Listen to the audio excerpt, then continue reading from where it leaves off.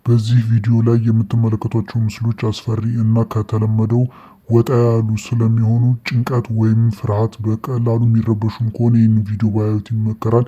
እንዲሁም ደግሞ ላይክ ፎሎ በማድረግ እንዲሁም ሰብስክራይብ በማድረግ ቤተሰብ የሆኑ አሪፍ አሪፍ ቪዲዮችን ይዘን እንመጣለን። ወደ ቪዲዮ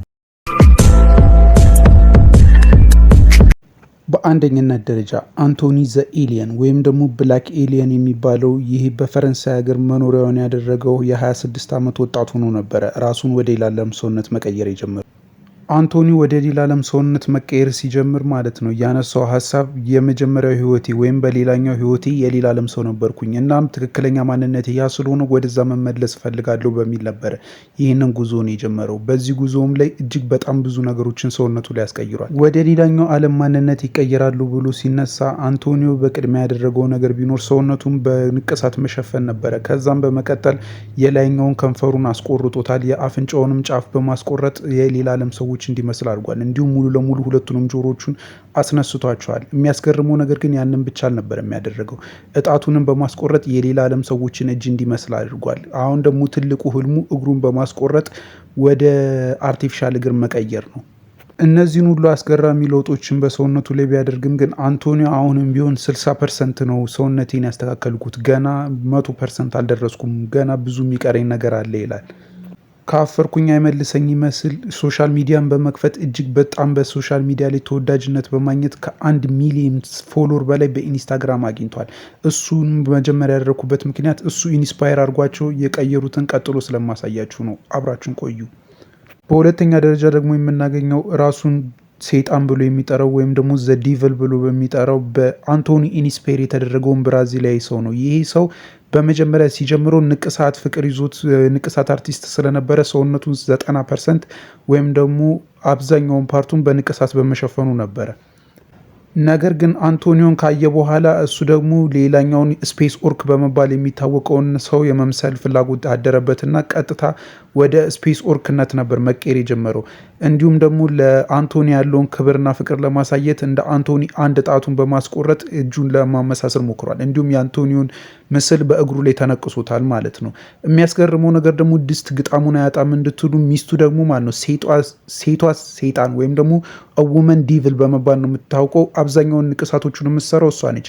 እንዲሁም ደግሞ የዚህ ሰው የሚያስገርመው ነገር ጭንቅላት ውስጥ ማግኔት ያላቸው ብረቶችን በማስገጠም የተለያዩ ቀንዶችን ወይም ደግሞ ሰይጣናዊ ቀንዶችን እየቀያየረ የሚያስችለውን በማድረጉ ጊነስ ቡክ ሪከርድስ የዓለማችን አስገራሚ ሰው ሲል ሰይሞት ነበረ። እብደት ነው ወይስ ጤነኝነት ነው? እናንተ ምን ታስባላችሁ? በሶስተኛ ደረጃ ማዳም ድራገን። ማዳም ድራገን ማለት ሴት ስትሆን እዚህ ጋር እንደምታዩት ሙሉ ለሙሉ ከሴትነት ባህሪ ወጣለች። ነገር ግን በወንዶች ብቻ ነው ያለው። እኛ ሴቶች ንጹህ ነን ብላችሁ ካሰባችሁ እመኑኝ፣ ቀጥሎ ያሉት ቪዲዮዎች ለእናንተ ናቸው። እቺ የምትመለከቷት ሴት በ1980ዎቹ ነበረ ራሷን ወደ ድራገንነት መቀየር የጀመረችው። ድራገንነት መቀየር የጀመረችበት ምክንያት እሷና ባሏ በአንድ ሌሊት ላይ እጅግ በጣም አስፈሪ ህልም ያያሉ። ያን ጊዜም በጣም በፍራቻ ወደ ሆስፒታል ሂደው ይመረመራሉ። ያን ጊዜም ኤችአይቪ በሽታ እንዳለባቸው ይነገራቸዋል። ያኔም መሞታችን ላልቀረ ነገር እንደዚሁ በቀላሉ አንሙትም በማለት ወደ ድራገንነት ወይም ደግሞ ፊልም ላይ ወደምናውቃቸው አስፈሪ አውሬነቶች ራሳቸውን መቀየር ይጀምራሉ። እናም እንደዛ እየኖሩ በነበሩበት ሰዓት ባልየው በንቅሳቱን ወይም ደግሞ የመለወጥ ሂደቱን በጀመሩ በሶስተኛው ቀን ህይወቱ ያልፋል። ሚስትየው ግን እስከ ዛሬ ቆይታ ይኸው ዛሬ እንደዚህ መስላ ነው የምትገኘው። ቢገርማችሁ ክንፉ ከሰውነቷ ጋር አታች ያደረገ ነው። የሚነቀል ወይም ደግሞ ተቀያያሪ ነገር አይደለም። እጅግ በጣም አስፈሪ መልክ ላይ ነው ያለችው። እሷም ብዙ ሴቶችን ኢንስፓየር በማድረግ ወደዚህ ገብታለች። ተመልከቷቸው፣ ይመቻችሁ። እዚህ ከደረሳችሁ ላይክ እና ሰብስክራይብ ማድረግ እንዳይረሳ። ይቺ ምስሉ ላይ የምትመለከቷት ሴት ፋንታስቲክ ትባላለች። በሜክሲኮ ውስጥ የምትኖር ሲሆን ማለት ነው ከሚስ ድራገን ነበረ እጅግ በጣም ትልቅ ኢንስፓይሬሽኗን የወሰደችው። በቀድሞ ህይወቷ እጅግ በጣም ጎበዝ የተባለች ሎየር ወይም ደግሞ ጠበቃ ነበረች። ነገር ግን ሚስ ፋንታስቲክን ካየች በኋላ ማለት ነው ወደ ንቅሳት ትገባለች። ሰውነቷንም በከፍተኛ ሁኔታ በንቅሳት ትቀይሯለች። ጸጉሯን፣ ጆሮዋ ላይ እና አመላሷም እንዲሁም ጥርሷ ላይ ማስተካከያ በማድረግ አሁን የሴቶች መብት ተከራካሪና ማለት ነው የንቅሳት ባለሙያ በመሆን የ4 ልጆች እናትን በመሆን ህይወቷን ትመራለች። ምን ታስባላችሁ? እንደዚህ አይነት ሴት ተከራካሪ ታስፈልጋለች ብላችሁ ታስባላችሁ? ምንስ ነው ብላ የምትከራከርላችሁ?